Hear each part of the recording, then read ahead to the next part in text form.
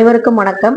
இன்னைக்கு ஒரு முக்கியமான வீடியோ பதிவு. சில சகோதரிகள் கமெண்ட் செக்ஷன்ல கேட்ட கேள்விக்கான பதில் தான் இந்த வீடியோல இருக்கும். தம்ப்நெயில் பார்த்திருப்பீங்க. கணவன் மனைவி ஒற்றுமைக்கு என்ன செய்ய வேண்டும், என்ன பரிகாரம் செய்ய வேண்டும் அப்படின்னு சொல்லி கேட்டிருந்தாங்க. கணவன் மனைவி ஒற்றுமைக்கு பரிகாரத்தை விட பரஸ்பர அன்பு ரொம்ப ரொம்ப முக்கியம். இதை பத்தி தான் இந்த வீடியோ நம்ம பார்க்க போறோம். ஸோ வீடியோவை ஸ்கிப் பண்ணாம பாருங்க. இதுல ஆன்மீக தகவலும் இருக்கும், அறிவியலும் இருக்கும், அன்பும் இருக்கும். எல்லாமே கலந்ததுதான் பாத்தீங்கன்னா வாழ்க்கை. ஸோ இந்த வீடியோவை ஸ்கிப் பண்ணாம பார்த்தீங்கன்னா உங்களுக்கு ஏதாவது ஒரு வகையில பயனுள்ளதா இருக்கும். வாங்க வீடியோக்குள்ள போகலாம். கணவன் மனைவி பந்தம் அப்படிங்கிறது ஒரு சாதாரண ஒரு பந்தமா இருக்க முடியாது. அது இறைவன் போட்ட முடிச்சு அப்படின்னு சொல்லுவாங்க. இன்னாருக்கு இன்னார் என்று எழுதி வைத்தான் தேவன் அப்படின்னு சொல்லுவாங்க. ஸோ அந்த மாதிரி ஒரு உறவு பாத்தீங்கன்னா நமக்கு கிடைக்கிறதுங்கிறது நம்ம வாழ்க்கையில ஒரு பெரிய புண்ணியம் அப்படின்னு தான் நம்ம சொல்லணும். ஆனா அது சில பேருக்கு வரமாகவும் ஒரு சிலருக்கு சாபமாகவும் இருக்கு. இது ஆண்கள் பெண்கள் மட்டும் இல்ல, ரெண்டு பேர் மேலுமே இப்ப பாத்தீங்கன்னா நிறைய பாத்தீங்கன்னா குற்றச்சாட்டுகள் இருக்கு. ஒரு ஆண் கஷ்டப்படுறதுக்கு ஒரு பெண்ணும் இப்ப காரணமா தான் இருக்காங்க, ஒரு பெண் கஷ்டப்படுறதுக்கு ஆணும் காரணமா தான் இருக்காங்க. சோ இந்த மாதிரி ரெண்டு பேருமே படிச்சிருக்கோம், நாகரிகம் வளர்ந்துருச்சு, நம்ம சோசியல் மீடியா நிறைய பாக்குறோம் அப்படிங்கிற விஷயத்த வச்சு நம்ம வீட்டுக்குள்ள சில விஷயங்களை அப்ளை பண்ணக்கூடாது அப்படிங்கறதான் இந்த வீடியோ பதிவு. எங்க ப்ரொஃபஸர் ஒருத்தவங்க சொன்னாங்க, காலேஜ் படிக்கும் போது நாங்க சோஷியல் ஒர்க் தான் படிச்சிருக்கோம். ஸோ கவுன்சிலிங் கொடுக்கறது, அதே மாதிரி ஈக்குவல் ரைட்ஸ் பத்தி பேசுறது, இந்த மாதிரி நிறைய டாபிக்ஸ் எல்லாம் அதுல வரும். அப்படி வரும்போது சொன்னாங்க, இதெல்லாம் பாடத்தோட வச்சுக்கணும், வீட்டுல எல்லாம் போய் கல்யாணம் பண்ணதுக்கு அப்புறம் அப்ளை பண்ணீங்கன்னா பிரச்சனை தான் பெருசாகும் அப்படின்னு சொன்னாங்க. அப்ப நான் சொன்னேன், ஏட்டு சுரக்காய் கறிக்கு உதவாதா அப்படின்னு மனசுக்குள்ளே நினைச்சுக்கிட்டு, ஏன் மேடம் அப்படி சொல்றீங்க அப்படின்னு கேட்கும்போது, சில விஷயங்களை பேசி தீர்க்கக்கூடிய விஷயங்களை நம்ம பேசி தீர்க்கலாம், அதெல்லாம் முடியும். அதுக்காக எடுத்தோடனே உரிமை, ஆணாதிக்கம், பெண்ணாதிக்கம், பெண் உரிமை, பெண்ணியம் இந்த மாதிரி பேசுறதுல எந்த ஒரு அர்த்தமும் இல்லை. ஏன்னா நம்ம குடும்பங்கிற அந்த கூட்டுக்குள்ள பாத்தீங்கன்னா நிறைய விஷயங்கள் நம்ம மனசை தயார்படுத்தணும். நம்ம மனசை பாத்தீங்கன்னா பக்குவப்படுத்துறதுக்கான ஒரு பிராக்டிஸ் தான் பாத்தீங்கன்னா குடும்பமே. ஒரு பெண் பாத்தீங்கன்னா ஒரு ஆணோட வீட்டுக்கு போறதுதான் வழக்கமா இருக்கு. ஏன்னா ஒரு பெண்ணால எந்த இடத்துலயும் எப்படிப்பட்ட சூழ்நிலையும் அவளால அவளை தன்னை மாத்திக்க முடியுங்கிற சக்தி அவளுக்கு இருக்கு. ஆண் மகனை காட்டிலும் ஒரு ஆண்களால பாத்தீங்கன்னா எனக்கு ஃபேன் இல்லாம இருக்க முடியாது, ஏசி இல்லாம இருக்க முடியாது, எனக்கு வெறுந்தரையில படுக்க முடியாது அப்படின்லாம் சொல்லுவாங்க. ஆனா ஒரு பெண் எந்த இடத்துக்கு போனாலும் கட்டாந்தரையா இருந்தா கூட தலைக்கு கையை வச்சு முட்டு கொடுத்து படுத்து அமைதியா கிளம்புவாங்க. சாப்பாடு கூட இல்லாம கூட தண்ணி குடிச்சு கூட இருக்கிறவங்க இருக்காங்க. ஏன்னா நம்ம விரதங்கள் இருக்கிறது, நம்ம பூஜைகள் பண்றது, வெறுந்தரையில படுக்கிறது, இதெல்லாம் மாதவிடாய் காலத்துல நமக்கு பாத்தீங்கன்னா எதுவுமே பெட்ஷீட் தலைவாணி கூட கொடுக்க மாட்டாங்க. ஸோ அந்த மாதிரி சின்ன வயசுலயே நம்மள தங்கத்தை எப்படி நெருப்புல போட்டு உருக்குறாங்களோ வாட்டுறாங்களோ, அந்த மாதிரி பெண்களை பாத்தீங்கன்னா சின்ன வயசுல நீ இதை பண்ணாத அதை பண்ணாதன்னு சொல்றது நம்மளை கண்டிக்கிறதுக்கு மட்டும் இல்ல, நம்மளை பக்குவப்படுத்துறதுக்கும் தான். ஏன்னா உலகம் அப்படிதான் இருக்கு. என்னதான் நாகரிகம் வளர்ந்தாலுமே இன்னமும் பாத்தீங்கன்னா நம்ம சில ஆபத்துகள்ல இருந்து நம்மளால நம்ம காப்பாத்திக்க முடியும்னு கேட்டா கண்டிப்பா முடியாது. ஒரு சகோதரி சொல்லியிருந்தாங்க கமெண்ட்ல, எனக்கு என் கணவர் எது செஞ்சாலும் குத்தம் தான் சொல்லுவாரு, ஏன்டா கல்யாணம் பண்ணணும் இருக்கு அப்படின்னு சொன்னாங்க. அப்ப நான் அவங்க கிட்ட ஒரு பதில் சொன்னேன், கல்யாணம் பண்ணனால ஒரு ஆண்மகன்கிட்ட நம்ம போராடலாம், கல்யாணம் ஆகலை அப்படின்னா நிறைய ஆண்மகன்களுக்கு நம்ம போராட வேண்டி இருக்கும், நமக்கு ஒரு பாதுகாப்பு இருக்காது சகோதரி, ஆனா அப்படி சொல்லாதீங்க, இதெல்லாமே சரியாகும் அப்படின்னு தான் சொல்லியிருந்தேன். அதாவது டிவோர்ஸ் ஈஸியா நம்ம வாங்கிடலாம். ஒரு பிரச்சனை அப்படிங்கும் போது விவாகரத்து அப்படிங்கிற ஒரு விஷயத்த நம்ம வாங்குறதுக்கு சட்டத்துல இடம் இருக்கு, அது தவறு இல்லை. ரொம்ப எக்ஸ்ட்ரீம் லெவல்ல போகும்போது நம்ம அந்த விஷயத்த கையாளுறதுங்கிறது அவங்கவுங்க தனிப்பட்ட விருப்பம், அது அவங்களோட வழி அவங்களுக்கு தான் தெரியும். ஆனா சின்ன சின்ன விஷயத்துக்கெல்லாம் பாத்தீங்கன்னா நான் கோர்ட்டுக்கு போறேன், எனக்கு வாழை பிடிக்கலன்னு பிறந்த வீட்டுக்கு போறேன் அப்படிங்கிற மாதிரி விஷயங்கள் நம்ம பண்றோம் அப்படின்னா அது சரியானது கிடையாது. ஏன்னா ஒரு கல்யாணங்கிறது பெண்ணுக்கு மட்டும் இல்ல, ஆண்மகனுக்கும் அது புதுசுதான். எப்படி தன்னோட மனைவியை கையாளணும், எப்படி அவங்க அவங்க கேரக்டர் என்ன மாதிரி நம்ம செய்யணும், தனியா இனிமே நம்ம எப்படி சர்வை பண்ண போறோம் அப்படிங்கிற குழப்பம் பெண்ணுக்கு மட்டும் இல்ல ஆணுக்கும் இருக்கும். ஆனா ஒரு பெண் பாத்தீங்கன்னா ஈஸியா அந்த புகுந்த வீட்டுக்குள்ள போயிட்டு சமைக்கிறதாக இருக்கட்டும், அவங்களுக்கு என்னென்ன பிடிக்குங்கிறத ஒரே மாசத்துல கண்டுபிடிச்சு ஒருத்தவங்க மனசுல எந்த மாதிரி இடம் பிடிக்கலாம் இவங்க எப்படின்னு சொல்லி ஈஸியா அவங்க ஐடென்டிஃபை பண்ணி வச்சுக்குவாங்க. ஆனா ஒரு ஆண்மகனால கடைசி வரைக்கும் அதை புரிஞ்சுக்கவே முடியாது. அதுதான் நமக்குமே நல்லது நான் என்னைய கேட்டா. சோ அந்த மாதிரி சில விஷயங்கள் நடக்கதான் செய்யும். இது நமக்கு மட்டும்தானா அப்படின்னு கேட்டா இல்ல, கடவுளுக்குமே இது மாதிரி நடந்திருக்கு. சிவன் பார்வதி நம்மளை படைச்ச நம்மளுடைய சிவபெருமானே பாத்தீங்கன்னா ஈகோ அப்படிங்கிற ஒரு விஷயம் அவருக்குமே எட்டி பார்த்துச்சு. இது உலகத்துக்கு சொல்றதுக்காக அவர் நடத்தின ஒரு திருவிளையாடல். சிவம் பெருசா சக்தி பெருசா அப்படின்னு பார்க்கும்போது சிவசக்தியா அர்த்தநாரீஸ்வரரா இருந்து நம்ம வந்து இருந்தா மட்டும்தான் அந்த சக்தி வந்து இன்னும் அதிகரிக்கும்னு சொல்லி உலகத்துக்கு காட்டினது. ஒரு கணவன் தனியாவோ இல்ல மனைவி தனியாவோ இருக்கிறதுல எந்த பெருமையும் இல்லை, எந்த ஒரு அழகுமே அதுல இல்லை. அதாவது ஒரு மனைவி வந்து பாத்தீங்கன்னா அவங்களுக்குரிய மரியாதையை கொடுக்கும்போது, கணவன் வந்து அவங்களுக்குரிய அன்பையும் வந்து காட்டும் போது அந்த வீட்டுல சந்தோஷம் வந்து மகிழ்ச்சியா வந்து இருப்பாங்கிறதுல எந்த சந்தேகமும் இல்லை.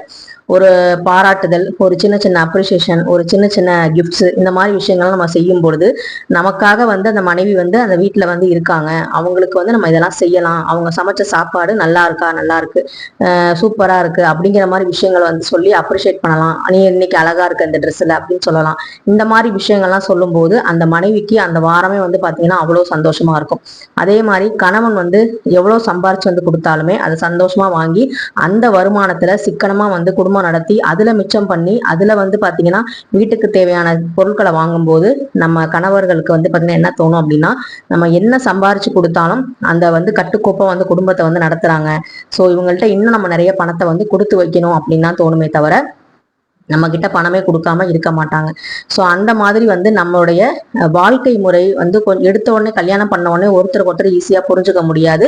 கொஞ்சம் கொஞ்சமா அது வந்து பழக பழக இவங்க கேரக்டர் தான், இவங்க இதுக்கு கோவப்படுவாங்க, நம்மளுடைய மனைவி வந்து பாத்தீங்கன்னா இந்த மாதிரி நேரத்துல கோவப்படுவாங்க, இது வந்து அவங்களுக்கு பிடிக்கல, இதை பத்தி பேசுறது அவங்களுக்கு விருப்பம் இல்லை அப்படிங்கிறத தெரிஞ்சுக்கிட்டோம்னா அதெல்லாம் நம்ம அவாய்ட் பண்ண அந்த ரெண்டு பேருக்கு இருக்கிற அந்யோன்யம் வந்து பாத்தீங்கன்னா அதிகரிக்கும். அதே மாதிரி ஒரு கணவன் மனைவிக்குள்ள மூன்றாவது நபர் அது எவ்வளவு பெரிய ஆளா இருந்தாலும் சரி, கணவன் மனைவி தான் வந்து பெரியவங்க அந்த இடத்துல. அதுக்குள்ள வந்து எந்த உறவையும் வந்து உள்ளேயே விடக்கூடாதுன்னா நம்ம வீட்டுக்குள்ளேயே விடக்கூடாதுன்னு இல்லை, நம்மளுடைய பரஸ்பர அந்த அந்யோன்யத்துல நம்மளுடைய கோவத்திலையும் நம்மளுடைய சண்டைகள்லையும் முக்கியமா அந்த மற்றவங்களை மூணாவது நபரை விடவே கூடாது. நமக்குள்ள சண்டை வந்துச்சு அப்படின்னா அந்த சண்டையை அப்பயே வந்து பாத்தீங்கன்னா யாராவது வந்தா கூட ஸ்டாப் பண்ணிட்டு அதுக்கப்புறம் கூட பொறுமையா சண்டை போட்டுக்கலாம். ஆனா அவங்க முன்னாடி நம்மளை வந்து என்னைக்கும் விட்டுத்தர மாதிரி சண்டை போடக்கூடாது. இந்த மாதிரி ஒரு இன்சிடென்ட் வந்து எங்க வீட்டுல எனக்கும் என் கணவருக்கும் கல்யாணம் ஆன புதுசுல வந்து பாத்தீங்கன்னா ரெண்டு சண்டை, பெரிய சண்டை வந்துச்சு. அதுல ஒண்ணு எங்க வீட்டு சைடு வந்து நீ கிளம்பு வா எங்க வீட்டுக்கு, நம்ம வீட்டுக்கு போலாம் அப்படிங்கிற மாதிரி ஒரு சூழ்நிலை வந்துச்சு. நாங்க வந்து காதல் திருமணம் தான். அப்படி இருக்கும்போது சொல்லும் போது நான் என்ன வந்து சொன்னேன் அப்படின்னா, இல்ல நான்லாம் வரல, நான் சரியாயிரும் அப்படின்னு சொல்லிட்டு நான் நிப்பாட்டிட்டேன். அதோட வந்து அவங்களும் கிளம்பி போயிட்டாங்க. அதுக்கப்புறம் வந்து பாத்தீங்கன்னா இவங்க வீட்டு சைடு வரும்போது இதுக்குதான் வந்து சொன்னேன், அப்பயே சொன்னேன் இந்த காதல் இதெல்லாம் வேணாம் அப்படின்னு சொல்லிட்டு வேற மாதிரி வார்த்தையெல்லாம் வந்துச்சு. அப்ப வந்து பாத்தீங்கன்னா நான் சொன்னேன், இந்த ரெண்டு நேரத்தையுமே நான் வந்து என் கணவர்கிட்ட சொன்னதுதான், நம்ம வந்து காதல் திருமணம் பண்ணிக்கிட்டோம், அப்ப வந்து நம்ம யாரையும் கேட்டு நம்ம பண்ணல, நம்ம பிடிச்சிருந்துச்சு நம்ம பண்ணோம், நம்மள ஏத்துக்கல. இப்ப ஏத்துக்கிட்டதுக்கு அப்புறம் ஒரு பிரச்சனை அப்படிங்கும் போது நீங்களும் நானும் தான் உட்காந்து பேசணுமே தவிர அவங்கள்ட்ட போய் நம்ம நின்னோம் அப்படின்னா நம்ம தோத்துட்டுறதா அர்த்தம். உங்களை பத்தி எனக்கு தெரியும், என்னை பத்தி உங்களுக்கு தெரியும், நம்ம எவ்வளவு பெரிய சண்டை போட்டாலும் அன்னைக்கு சாயங்காலமே நம்ம சமாதானம் ஆயிடுவோங்கிறது நமக்கு தெரியும், இல்ல ஒரு நாள்ல சமாதானம் நமக்கு தெரியும். ஆனா பாக்குறவங்க அப்படி நினைக்க மாட்டாங்க.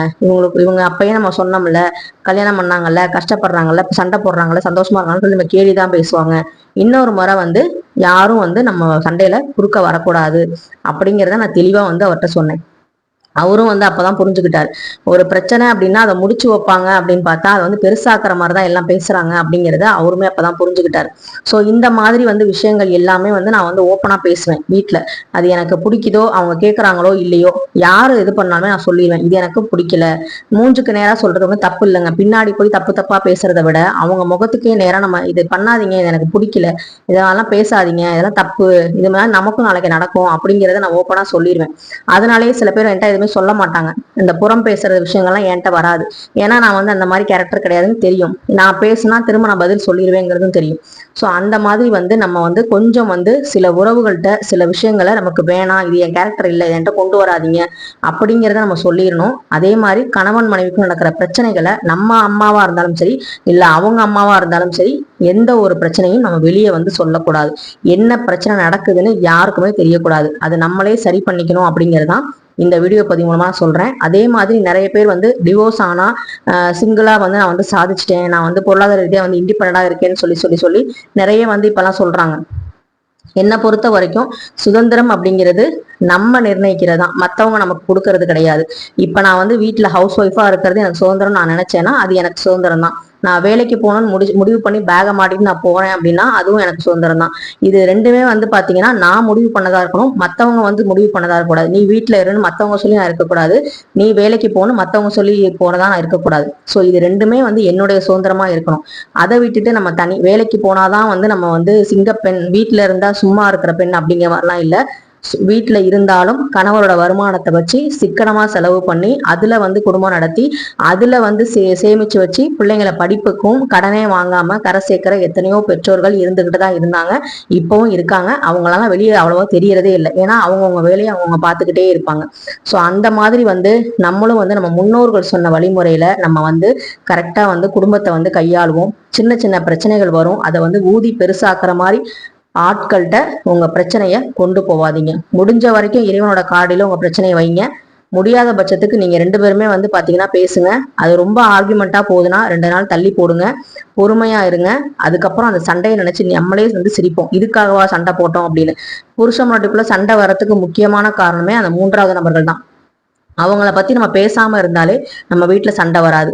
நீ போறியா, நீ போய்க்கோ, எனக்கு வர பிடிக்கல, அந்த மாதிரி வந்து நம்ம பேசிக்கிட்டு அமைதியா விட்டுறணும். அதை விட்டுட்டு நம்ம வந்து பாத்தீங்கன்னா சில நேரங்கள் வந்து நம்ம பிடிக்காட்டியும் போகிற மாதிரி சூழ்நிலை வந்தா கூட கணவருக்காக நம்ம வந்து விட்டு கொடுத்து போறதுல ஒன்றும் தப்பு கிடையாது.